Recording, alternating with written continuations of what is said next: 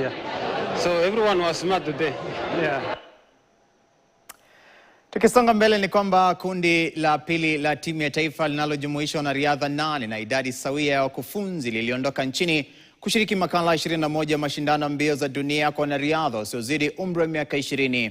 Mashindano hayo yanaratibiwa kufanyika Agosti 5 hadi 9 mwaka huu, ambapo Kenya itakuwa inalenga kuongeza idadi ya medali kutoka 7 zilizonyakuliwa katika makala ya mwaka 2024. Kenya itawakilishwa na wanariadha 23 watakaoshiriki katika vitengo tofauti vikiwemo mbio za mita 8, mbio za mita 5,000 na 3,000 kwa wanaume na wanawake kwa kuruka viunzi na maji.